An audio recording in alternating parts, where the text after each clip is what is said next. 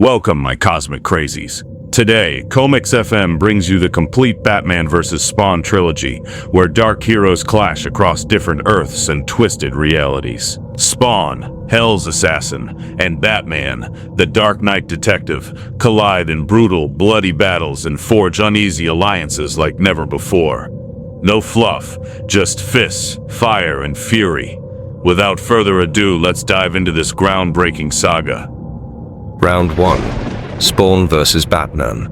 This story takes place on Earth 31, the Earth where Dark Knight Returns storyline took place. Chapter 1. The Suspect. Gotham's shadows clung to Batman as he navigated the war-torn warehouse, his breath labored and shoulder bleeding. He ignored the pain, focused on his mission. The place was littered with weapons, guns, grenades, even rocket launchers, all remnants of a failed dictatorship.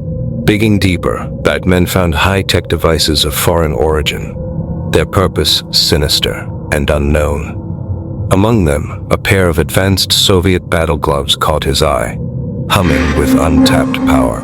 Trusting the craftsmanship, Batman slipped them on, feeling an intoxicating surge of strength course through his veins.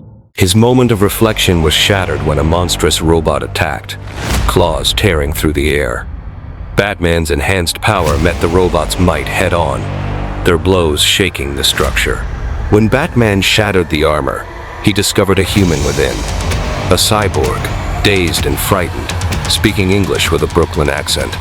Batman ripped the head from the machine just as it self-destroyed, leaving only the head intact. Back in the Batcave, Bruce analyzed the cyborg's head. Alfred, ever practical, prepared tea, while Bruce remained engrossed. A scan revealed the man inside the cyborg was Louis Bacchus, a vagrant from Manhattan. Intrigued by the New York connection, Batman prepared to leave, haunted by memories of his parents' murder. Chapter 2. The Clash. In New York, Batman prowled the alleys, hunting for leads. Tales of a mysterious figure named Al surfaced, but Batman dismissed them as myth. Unknown to him, Spawn was also searching for missing friends in the same city. In a dark alley, two thugs found a homeless man soaked in gasoline. Setting him alight for sport, they watched in horror as the flames chased them. Spawn emerged, enraged, and dispatched the thugs with hellfire, his power overwhelming. Batman, watching from the shadows, saw his murder and leapt into action, kicking Spawn with calculated precision. The two clashed, fists and chains colliding in brutal harmony. Batman's strikes, trained to incapacitate, barely phased Spawn, whose supernatural resilience withstood the assault. Spawn demanded Batman back off, calling Gotham his turf. Batman, unfazed, pressed on, determined to understand what this L was made of. Realizing brute force wouldn't work, Batman released a gas canister meant to subdue mobs. Spawn coughed but remained standing, though weakened. Batman capitalized, delivering brutal punches, but Spawn retaliated, fueled by dark magic, matching Batman's aggression, blow for blow. Wounded and exhausted, Batman retreated, his shoulder dislocated. Resetting it with grim resolve, he noted that Spawn had held back, a revelation that stung his pride. Meanwhile, Spawn found himself at a dilapidated building marked Heel, New York. Inside, a junkie named Silvio claimed to know something important. Spawn's instincts told him it was a trap, and mechanical noises confirmed it. Giant robotic sentries attacked. Spawn fought back fiercely, using a commandeered weapon to obliterate one machine. Amid the wreckage, he found his friend Chuck, now a robotic head, barely coherent and terrified. Chapter 3. The Truth. Dr. Margaret Love appeared on a screen, speaking in soothing tones about purging flawed humanity to create perfect, guilt-free servants. Her speech triggered memories of Al Simmons' past as a soldier, recalling how Love stood amidst the chaos of war, smiling as soldiers died. Furious, Spawn unleashed his power, freeing Chuck from his suffering. At the Batcave, Batman processed the bitter truth. Spawn had spared him during their battle. His pride bruised, he steeled himself for the next confrontation, knowing the fight wasn't over. The bat signal pierced the Manhattan sky, calling him to action. He traced Dr. Love to the Heel, New York building, vowing to bring both Spawn and Love to justice. Elsewhere, Spawn battled inner demons, wrestling with Batman's gas pellet effects while reflecting on Love's manipulations. Suddenly, Batman struck again, this time wearing the battle gloves. The ensuing fight was savage, both warriors unleashing their full strength. Batman's punches, enhanced by the gloves, rocked Spawn, but he fought back with unstoppable fury, his chains lashing out like living weapons. Batman taunted Spawn for his lack of discipline, while Spawn mocked Batman's obsession with order. Their fight continued to the point when both of them were spent and gasping for breath. Their clash was interrupted by cyborg enforcers sent by Love. Batman, bleeding and barely conscious, was struck down, his jaw shattered. Spawn, equally worn, summoned one last burst of power, incinerating the machines. Batman's heart stopped, and Spawn, unwilling to let his rival die, reignited his life with a touch of hell power. Batman awoke, confused and furious to find Spawn in his mind, showing him visions of Love's atrocities. The shared experience forced Batman to acknowledge the truth. Love had to be stopped. United in purpose, the two prepared to confront her twisted empire. Chapter 4. The finale. Margaret Love orchestrated a grand fundraiser aboard a massive ship, addressing her distinguished guests with a speech about her childhood and how witnessing suffering drove her to dedicate her life to healing the world. She claimed the problem was people, blaming humanity for the planet's woes, sweating, eating meat, spreading waste, and causing destruction. She insisted that society's issues stemmed from people's mere existence, painting them as vile and irredeemable. Her influence was clear, as even the Attorney General and a senator expressed sympathy and agreement. As she continued, inside the ship's hold, an arsenal built for an unfought war lay dormant. Her followers, silhouetted in shadows, listened as she declared that after the world burned, her therapy, technology, and force would reshape humanity, offering freedom from choice to every soul. Her goal was to rebuild the world, supposedly free of human flaws, and her supporters erupted into applause as the President of the United States took his first sip of her special punch. Meanwhile, Batman and Spawn broke through the ship's defenses, with Batman disabling a guard while Spawn leaped into action, criticizing Batman's tactics. They were speaking telepathically, thanks to Spawn's magic. Batman mocked Spawn's intelligence, calling him dumber than Clark. When Spawn asked who Clark was, Batman tersely replied that it was none of Spawn's business. Despite their clashing styles, the two pressed forward, smashing through cyborg guards and navigating the ship's corridors. Spawn ridiculed Batman for his stealthy approach, calling him noisy and ineffective, while Batman scorned Spawn's brute force. They faced a cyborg robot. Both the heroes attacked, Spawn with ruthlessness, Batman with calculated moves. But Spawn was careless. He hit the explosives unit on the cyborg, and there was a massive explosion, with everyone thrown away. Jagged rubbles of torn metal flew everywhere. One sped towards Dr. Love. Batman screamed at Spawn. Love didn't have to die. She had to be taken in by the law. But Dr. Love was impaled by one of the towering metals. Their conflict left Batman grappling with the consequences. But with her dying breath, Love pressed a switch on her necklace. A nuke was launched toward the city. Spawn teleported them both away, bracing Batman for the worst as they were ripped to atoms by the surge of hell power. They were rebuilt and reconstituted in the ether, appearing on the Soviet missile hurtling toward New York City. Batman's hand steadied, his mind cleared, and he inspected the missile's circuitry. Spawn warned him it was a trap, and touching it incorrectly would result in everyone's death. Batman confidently assured him he wouldn't mess up, and demanded that Spawn not touch his cape. With skilled hands, Batman disarmed the missile, sending it harmlessly into the East River, saving the city. Batman's unmatched intellect and precision were highlighted as he executed the task flawlessly. As the missile crashed into the water, Batman commanded Ow to get them out of there, and the city was saved. Back in Spawn's alley, the teleportation left Spawn writhing in agony and nausea. Batman criticized Spawn's reckless methods, calling them disrespectful and lacking discipline, while Spawn threatened Batman if he ever stepped on his turf again. Despite the tension, Spawn acknowledged that neither of them could have stopped the missile alone. He offered to bury the hatchet, but Batman, still seething, hurled a batarang with a defiant, "Bury this." The batarang dug deep into Spawn's face, with green ichor seeping from his wounds. It marked the end of their uneasy alliance, with no clear resolution, just mutual disdain and an unspoken acknowledgement of their shared triumph. Round 2, Batman vs. Spawn, War Devil. This story takes place on Earth 7642, a crossover Earth comprising DC and Image characters. 1. A past, written in blood.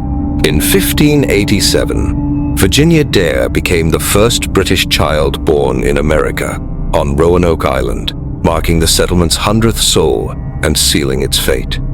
After her birth, the ship that brought the settlers returned to England, leaving them behind. When it returned in 1590, the colony was mysteriously deserted, with Croatoan carved high on a tree. Unnoticed by many, a sinister pentagram was carved out of the surrounding jungle, hinting at a darker secret. Chapter 2. A present battling darkness. 70 years had passed. Bruce Wayne, disguised as Matches Malone, met a contact for information about Virgil Dare. After paying him, he learned Dare was staying above the immigration office at Fort O'Neill. Changing into Batman, Bruce suspected a terrorism plot involving explosives and real estate once owned by Wayne Enterprises. Meanwhile, Spawn wandered New York's grim alleys, haunted by his existence and longing for his true face.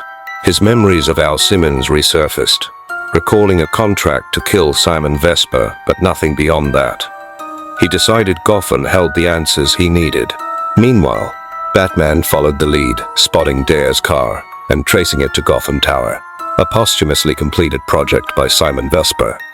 Spawn, watching the news, remembered Vesper and felt compelled to uncover the truth. Inside the tower, Dare spoke with his men about gathering explosives. Batman recalled his encounter with Vesper 6 years ago, witnessing his head blown off by an unknown assassin whom he couldn't catch. Confronting Dare, Batman fought his henchmen and demanded answers. Dare claimed to work for Vesper, insisting Vesper was still alive, though Batman believed him dead. Forced to leave on charges of trespassing, Batman vowed to uncover the truth. Spawn arrived in Gotham, sensing its evil aura. Right then, at Potter's Field, Simon Vesper emerged from an unmarked grave, his body regenerating, ready for his grand return. Chapter 3. Clash of the Titans. The news reported Vesper's reappearance just before the grand opening of Gotham Tower. Batman found it suspicious and decided that the tower held the answers. Meanwhile, Spawn, observing the news as well, was stunned to see Vesper alive, a man he believed he had killed. He sensed that the evil linked to Vesper was rooted in the tower itself. At the tower, Vesper, accompanied by Virgil Dare, was being led to the basement under the guise of inspecting its foundation. Dare hesitated, but was convinced to follow. Once inside, Vesper revealed his true intentions, pulling out a knife and slashing Dare's throat. Vesper used Dare's blood as part of a ritual, marking him as the first in a supposed new world. Batman, approaching the tower, described it as a place of darkness and secrecy, a mysterious shell. When Batman entered, he found the place covered in blood, resembling a slaughterhouse. He discovered Dare's lifeless body with the word Croatoan painted in blood. Spawn sensed corruption and evil within the building, realizing that it resonated with the damned, like him. Batman considered the possibility of mob involvement, but was puzzled by the demonic symbol. Meanwhile, Spawn was at the building too, unraveling his part of mystery. He sensed pure evil surrounding the impending structure. Right then, Batman swooped out. The two legends clashed mid-air. Spawn thought Batman was another assassin from hell, sent out to haunt him. Angry, he lashed out. Both of them fell. As they landed on their feet, Spawn worked up a blast of necroplasm. But as he tried to hit Batman, his powers failed him. Batman jumped and kicked Spawn in the face. He kept punching Spawn and drew blood. He screamed at Spawn for answers and threw him into a glass window. Spawn realized that Batman was human and posed no threat to him. That was why his sentient costume held him back from hurting Batman. They paused, with Spawn telling Batman that he came for Vesper. Batman discussed Dare's murder and the pentagram drawn in blood around him. Chapter 4. The Devil in the Details. The arsonists loaded explosives into multiple properties, reporting to Simon Vesper through a secure line. They warned that setting 7 fires simultaneously would look intentional and could draw the authorities' attention. Vesper remained unconcerned, expressing satisfaction at the image of Gotham burning. He reveled in power, declared his dominance, boasting about bringing 100,000 souls to swell an army, envisioning Gotham as his own domain. Batman and Spawn collaborated to track Vesper's properties, using Batman's tech to map the locations. They remembered of the word Croatoan, painted in blood, recalling its connection to the lost Roanoke colony. Spawn remained skeptical, questioning the link between the ancient mystery and the present events. Batman considered it a possible signature, but neither fully understood the connection. In a control room, Vesper manipulated the power grid, causing widespread blackouts across Gotham. The city plunged into darkness, except for Gotham Tower, which glowed ominously. Batman and Spawn realized that Vesper wasn't avoiding light, but using it to draw a pentagram-shaped pattern across the city. Meanwhile, Vesper addressed a crowd at the grand opening, revealing his plan to create a new Gotham with the guests at the heart of it. Outside, the dead began to rise from the grave, ready to join Vesper's new age. Chapter 5. The Battle for Future. The bombs had gone off. Batman and Spawn arrived at the Gotham Tower. Batman's verdict was terrorism. He left to stop Vesper, despite Spawn's warnings. Spawn, however, sensed a dark magic in the basement. He climbed down. Meanwhile, chaos erupted in Gotham, calls of arson and violence flooding in. Commissioner Gordon stood at the GCPD rooftop helpless. The bat signal was dead. He only hoped that Batman had heard the call. Inside, Vesper screamed at the people to join him for the higher power he answered to. As a man shouted insanity, he poked the man's eyes out in anger. Batman arrived, demanding answers. Vesper, with lightning speed, threw a lamp at him. At the basement, Spawn found the Croatoan pentagram.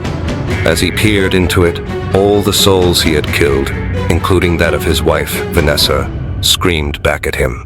Controlling his pain, he turned away and conjured a necroplasmic spell and countered the pentagram's magic. Upstairs, Batman was unable to match Vesper's strength, who kept hitting him and throwing him like a meat puppet. He threatened the congregation that hell was about to descend and they were coming with him. Saying this, he called for his master of Armageddon and changed into a hulking monster. Right then, Spawn arrived and shackled him to the wall. Vesper remembered Spawn. He revealed that it was he who had hired Al Simmons to kill him 6 years ago, as he knew he would return. He revealed his true form, the demon Croatoan. They fought, Croatoan using his hellfire, and Spawn using his necroplasmic blasts. Croatoan kept warning Spawn that Earth will join him in the banquet of hell.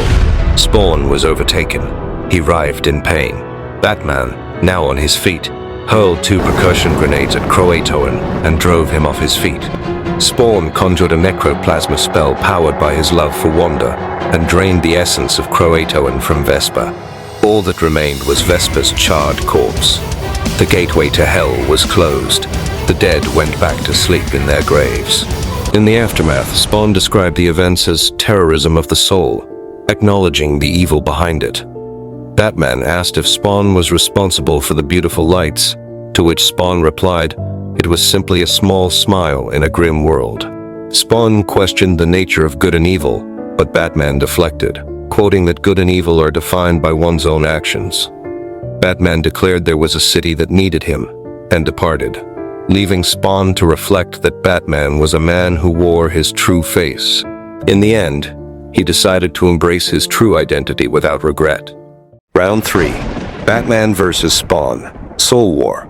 This story takes place on Earth Zero of the main DC universe during the New 52 timeline of Batman Death of the Family event. Chapter 1. Pain and Loss. Al Simmons narrated how he and Bruce Wayne had been fighting their entire lives, unable to recall a time without conflict, even though they lived in vastly different worlds, one of wealth and privilege, the other of struggle and survival. Their priorities aligned, fighting to protect those they cared about. However, both lost the ones they loved the most on the night of June 26th, a night that defined them. The pain of not being able to stop it marked the beginning of their transformation into monsters. As Spawn, Owl had descended into darkness, driven by depression and anger. He ventured into the void, a place beyond heaven and hell, where souls lingered for a heartbeat before passing on. He hoped to unlock a portal to retrieve his wife Wanda's soul, but instead encountered the voice of the void, telling him that the power needed to unlock the portal belonged to the Black Beast. The voice said that Spawn had to go through the Beast's adversaries in order to get to him, as they wanted the Beast to themselves. It empowered Spawn to reach the Beast for only one night, and he had to fight it to open the portal and get Wanda's soul. Wanting to feel love again, Spawn accepted the deal and wandered his path with a burning dilemma. But he went for the Beast nonetheless. It was the night of June 26th on Earth Zero of DC Universe. Bruce, in Wayne Manor, grappled with the anniversary of his loss. He was haunted by memories. Alfred consoled him, who encouraged him to honor those they had lost by continuing their work. Resolving himself, Bruce donned the batsuit, ready to confront the darkness, determined to scare the criminals again. Chapter 2. Worlds Collide. Batman tracked the cryptic messages that Gordon had been receiving all night, which led him to Crime Alley. As he walked further, he encountered a spot which was unknown to him, a maze of darkness. Suddenly, something shined. As Batman examined and picked it up, he found that it was a pearl from his mother's necklace. Baffled, he turned only to find a Court of Owl member standing behind him. The owl hinted that one of the pearls held a secret. Neither Bruce nor his mother knew, but his father did. The owl revealed that the pearls were needed back, and mocked Bruce's pain over his mother's death, insisting she had to die. Enraged, Batman lunged forward, but the owl vanished like a ghost, reappearing instantly to continue the torment, dangling the necklace in front of him. He claimed Batman wasn't the only monster created that night. In the chaos, the necklace snapped, and the owl whispered, "Happy anniversary to both of you." Before Batman could react, Spawn attacked from behind, bursting through with chains and spikes. Their clash was explosive, the impact ringing out like a sonic boom, with a flash of necro-force lighting up the alley. Blood splattered everywhere as Spawn launched a ferocious assault, his chains wrapping around Batman, forcing him into a corner. Spawn kept punching, his strength reminiscent of fighting an indestructible foe like Superman. Batman fought back with every ounce of his willpower, but Spawn overwhelmed him. At the edge of defeat, something unexpected happened. Spawn's powers suddenly shut down, as if cut off entirely. Spawn had crossed into a dead zone, hidden spaces where powers from heaven or hell were rendered useless, while Batman still remained unhindered. Taking advantage of the shift, Batman launched a counterattack, smashing Spawn with raw ferocity, his fists connecting with the same savagery Spawn had inflicted. As the minutes ticked by, the battle raged on, both warriors evenly matched, neither able to gain the upper hand. The owl watched from the shadows with cold calculation, as blood, emerald, and crimson splattered all over. The owl surmised on how some court members held Batman as a savior, while others wanted to kill him. He didn't know who was right, but he knew that the outcome of the fight held the answer. Batman kicked Spawn out of the dead zone. Spawn told him to come to side and face him, while Batman taunted him back. Spawn screamed at Batman for killing the love of his life and demanded her soul back, but Batman pointed out that they were being watched. Spawn spotted the owl in a glimpse. Batman informed Spawn that they had been tricked. He moved to Spawn's side and told Spawn to kill him, or else they needed to talk. Chapter 3. Friends in Arms. Inside a building, the lean man apologized for his lateness, citing delicate matters as the reason. He entered a grand hall where the members of the Court of Owls awaited. He wasted no time, asking directly if Batman was dead. Silence answered the question, prompting frustration as he labeled it another failure in reclaiming Gotham. A member mentioned agents were sent into the darkness. They had recruited a Hellspawn to kill Batman, lured him to the universe to attack the Black Beast. That was Batman. Without wasting time, the lean man revealed the court's secret weapon, a talon. They discussed their strategy, exploiting the weaknesses of Batman and Spawn by targeting the women they loved, believing this emotional vulnerability would be their undoing. The court's decision was clear. Batman would die that night, and with him, his soul. Meanwhile, Batman and Spawn strategized in the Batcave. Batman revealed his understanding of the manipulation of reality by the Court of Owls. Spawn likened it to his world's Court of Priests.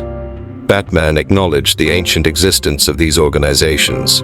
Spawn commented on Batman's army, surprised to learn it included a butler and a family who had fought alongside him and never lost. Batman showed full confidence in his human allies. Spawn grew reflective, expressing doubt about humanity's survival against the monsters that lurked in his world. He warned Batman of the cost of remaining human, claiming it was not sustainable in the war to come. Spawn revealed that in his world, enemies had been turned into monsters, stripped of their humanity. Even the Superman in his world was killed, as no one was afraid of him. Batman, however, stood firm, declaring he liked being human, and criminals were scared of him. Spawn warned that the monsters he faced would take that away from him. Batman responded with confidence that while his enemies had power, he survived by using his mind. While others fought with brute strength, he exploited weaknesses. While he walked away, he told Alfred not to wait up. Chapter 4. Enemies in Plain Sight. Batman and Spawn gathered information with their own distinct methods. Batman moved with precision, leaving his targets unconscious and intact, while Spawn handled things brutally, leaving death and carnage behind. Their investigation led them to Joker. Joker sat calmly, seemingly waiting for them. He opened the strap that held the skin over his face. As he looked with his twisted flesh face at Spawn, he remarked that they were sane. He revealed his disdain for the owls, complaining that they disrupted the natural order of things, something he found personally offensive. So, he said that he would help them, so that they can take the owls down. He shared crucial information but told Spawn not to kill the bat, as he wanted to end him personally. After they left, Joker's laughter grew louder, his eyes wide with manic excitement. He sat back on his chair, surrounded by grotesque Joker-Violator hybrids, vowing to unleash chaos on the city once the owls were dealt with. He promised his pets that neither Batman nor Spawn knew what was coming. Outside, Batman and Spawn prepared for the next phase of their mission. Batman questioned Spawn about his wife, Wanda, pressing for details on her maiden name. At first hesitant, Spawn eventually answered. Her maiden name was Wanda Blake. Batman instructed Spawn to be ready when he called Blake, a code word. Meanwhile, the Talon moved through the ruins of Gotham, seeking the piece of pearl from Martha's necklace that had been hidden for over 2 decades. His eyes gleamed with anticipation when he finally found it. The pearl was a trigger, rekindling hope for some rogue owls that it could be a portal to the cosmos. The Talon went back to the owl headquarters and told his leader, the Lean Man, that he had retrieved the pearl. However, it was Batman who had to be blackmailed and used to open the portal. Spawn was just an accessory, but right then, Spawn appeared behind him. He had taken the owl leader. He taunted the Talon to come and find them if he dared, and disappeared with a necroblast. Chapter 5. Fight Night. At the outskirts of Gotham, Batman stood in the courtyard of Arkham Asylum. He ordered Spawn to smoke the area and knock out a selected few guards and criminals. Spawn complied. Batman calculated 18 minutes till the cops arrived. The Talon arrived and mocked Batman. He knew that Batman had called him into a dead zone, so that the trigger, the pearl, won't work. But he told Batman it would work the same. Justice knew everything about Batman, because they were the ones who made him. With his voice echoing, he kicked Batman aside. Spawn intervened, lighting up the area.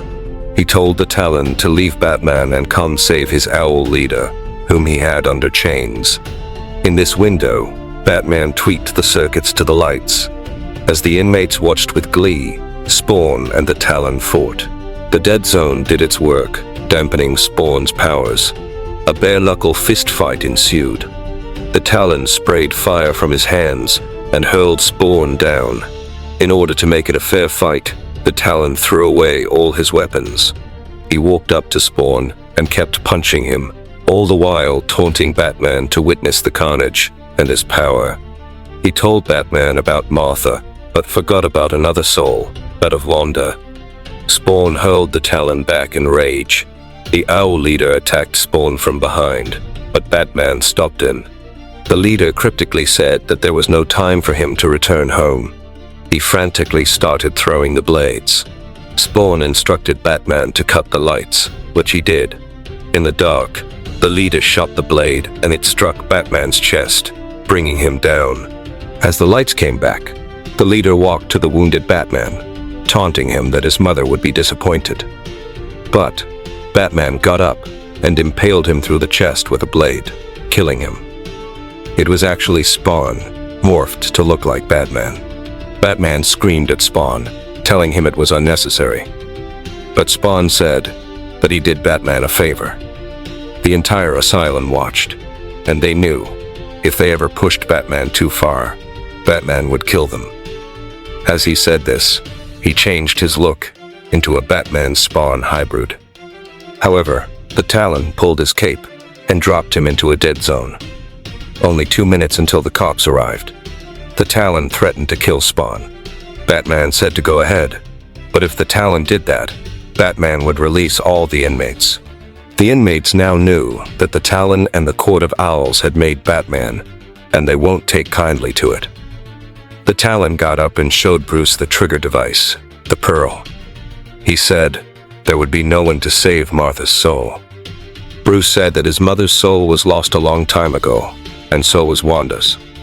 But his soul and Spawn's soul, their humanities, were still intact, and the Owls could never get them. While he talked, Spawn slowly crawled out of the dead zone. Batman suddenly kicked the Pearl out of the Talon's hand and kicked him towards Spawn. He shouted, "Blake." Spawn remembered the code word. He opened up his cape, which swallowed the Talon entirely. With a necroblast, Spawn disappeared from this earth. Chapter 6. Aftermath. Batman picked up the Pearl. It was broken. He wondered if it mattered anymore. Meanwhile, in one universe, Wanda witnessed the bat signal through her windows. She didn't know what it meant. In another universe, Martha Wayne visited Father Kilgore. Realities had been altered in different universes, and somewhere from the void, the clown, also known as the Violator, smiled. Everything was going as per his plan. Thank you for watching, and thanks for supporting our channel. If you liked our story, leave your thoughts in the comments. Smash that subscribe button and spread the word. ComixFM has brought back the X Factor in comics. Till next time.